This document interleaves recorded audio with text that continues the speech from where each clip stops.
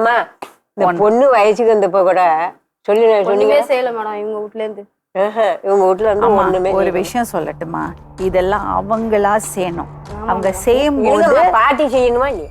அது என்னன்னா அந்த பாட்டிக்கு தோணணும், நம்ம பேத்தி நம்ம செய்யணும். அது உடம்பு சரியில்லாத பையனுக்கு இப்ப கல்யாணம் பண்ணி வச்சிட்டோம் பண்ணணும் தலைப்பிள்ளையாச்சே, அது செய்யறது இல்லைன்னா நீ விட்டுடணும். அதை நம்பி வாழாது. நான் என்ன சொல்றேன், நீ உன்னை நம்பி வாழு. அவருக்கு உடம்பு சரியில்லை, நீ வேலைக்கு போ. பசங்க 2 பேரும் பெரியவங்களா ஆயிடுச்சு, நீ வீட்டுல என்ன உட்காந்து பண்ற? வீட்டு வேலைக்கு தான் கேட்டிருக்கேன் மேடம், முடிச்சிட்டு போலான்னு தான் இருக்கேன். நீ வேலைக்கு போ. அம்மா இந்த வயசுல வேலைக்கு போறாங்கல்ல, நீ வேலைக்கு போ. இன்னொருத்தனை நம்பி இருக்காதே. அவங்க வீட்டுல இருக்கிறது சொத்து வந்தா வரட்டும், இல்லைன்னா போட்டோம், அவ்வளவுதான். ஆனா எப்படி இருந்தாலும் அது பாட்டம் வீட்டு சொத்து இந்த பசங்களுக்கு சேரணும். அதுக்கு உண்டு.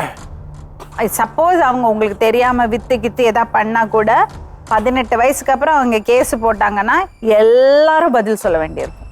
புரியுதா? அதனால அதை பத்தி யோசிக்காதே. இந்த சொத்து பிரச்சனை, இந்த சண்டை மண்டை உடைச்சிட்டு இருந்தேன்னா உன்னோட வாழ்க்கை போயிடும். வாழ்க்கை போயிடும். நான் ஒண்ணு சொல்றேன் கேளு. முன்னாடி சொன்னாப்புல என் தம்பி, எங்க அப்பா சொன்னாப்புல, எங்க அப்பா சொன்னாங்க, என் தம்பி எல்லாம் சேர்ந்து சொன்னாங்க, இப்போக்கி சத்தம் போட்டுக்க வேண்டியதுல உங்க பொண்ணு பேர்ல தான் நான் சொத்தெல்லாம் எழுதி வைப்பேன், உங்க 2 பேருக்கும் எதுவும் எழுதி வைக்க மாட்டேன், எதை அனுபவிச்சுக்கலாம். ஏன்னா அது மாதிரி சொன்னாங்க என்கிட்ட. சொல்லிட்டு இருக்கும் போதும் இப்போ அது எல்லாம் பண்ணினதுக்கு முற்பாடு எதுக்கு ஒழிச்சு மலைச்சு பண்றாங்க, என்ன பண்ணிருக்காங்க, அந்த பட்டாவில் என்ன செஞ்சிருக்காங்கன்னா எதுவுமே தெரியலாமா. அதை விட்டுருங்க, அதை நம்பி வாழாதீங்க. உங்களுக்கு ஒரு கடமை இருக்கு, உங்க குடும்பத்தை பார்க்கணும். அவ கஷ்டத்தை புரிஞ்சுக்குங்க.